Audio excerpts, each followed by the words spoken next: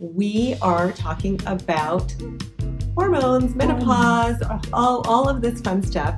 And we thought today we might just give you a little insight because Dana is old. She is older than I am. She's experienced, she's been through it. She's 15 years post-menopausal. Yes, 15. My last period was right around my 50th birthday. So I am going through this whole transition right now.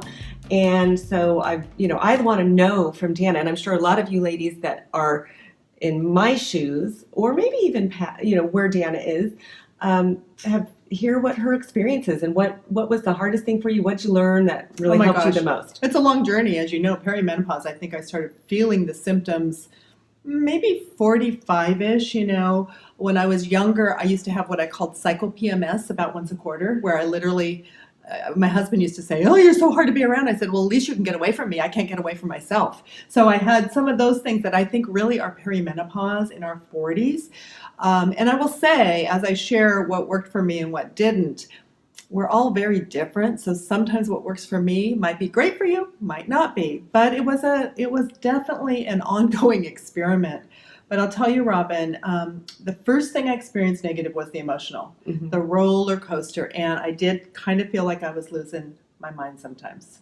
And I know you've had some experience like that. Yeah, totally. I mean, in fact, recently, do you remember, some of you may remember about 4.5 months ago, I did a video. We called it Menopause Madness because I literally was in my car and I was just feeling like I wanted to cry. And this is something that I will experience it could be every month. And I can feel it in like the middle of the month. I just wake up and something feels different in me. There's like a switch that's just changed. Mm-hmm. And then I will just be so emotional. I want to cry for no reason. Like, what's wrong with me? It's like there's not any circumstance that makes me feel like crying. There's just this heavy weightiness, and I hate the feeling. I just hate the feeling. So that has been, I think, the biggest struggle for me in going through the transition. And then, of course, I'm still cycling. So, and on top of that, it just continues to get worse and worse as I'm moving towards my period. And then I'll have severe PMS, where my breasts are they feel like they doubled in size. Can you relate to all that? Which some women would like, but I don't like that feeling. I don't like. I just mean all the symptoms. It's very real. But your breast doubling in size. Yeah. But no, I don't like the feeling, the bloating. And then, of course, as I move even closer to the period, it's like crabbiness. Yes. Well, and here's the thing that's really interesting. I had a friend that is a psychologist, really brilliant woman, but she had a complete hysterectomy in her 30s, ovaries, uterus, the whole enchilada. And she told me, and this is a really brilliant psychologist, she said, "Oh my gosh, if I hadn't experienced this myself," and it was so radical that I knew it was the change in hormones. It was, really a surgical menopause.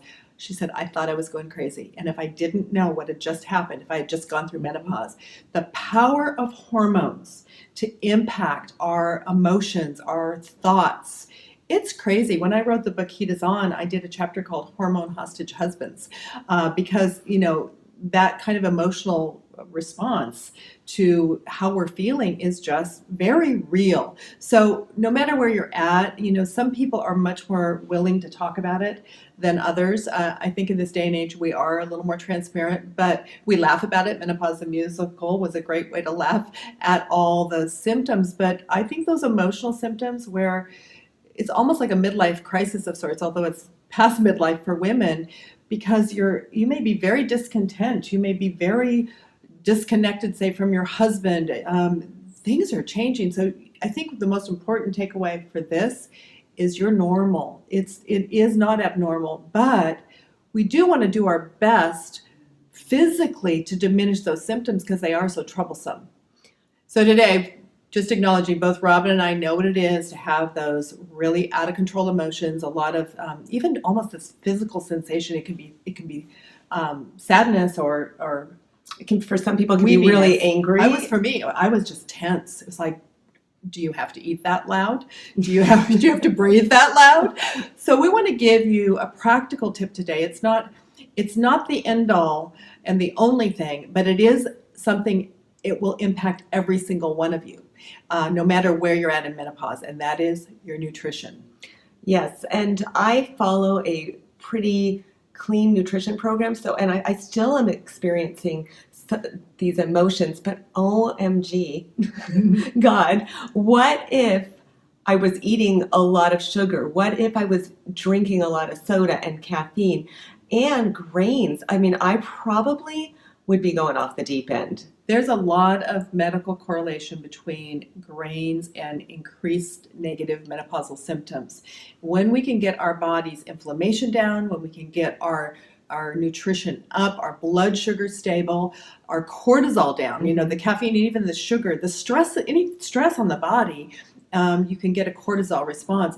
All of those things can really lay a strong foundation, because you can take hormones and herbs and all sorts of things, but if your foundation of nutrition is not good, they're not going to work as well for you. So we really feel like what we do on our Ageless Women diet is help women kind of clean it up. It's not perfect, No, but it's clean not it up. perfect. Definitely go grain and sugar free for a while, and then when you bring it back, limited, so you feel better. Lots of water, kind of detox the body, and trust me, it can make a huge difference.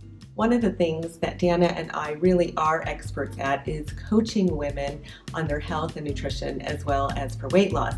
And so if you would like to experience some of that coaching and support, we invite you to join us with Ageless Women Academy, where one of our featured courses is the Ageless Women Diet.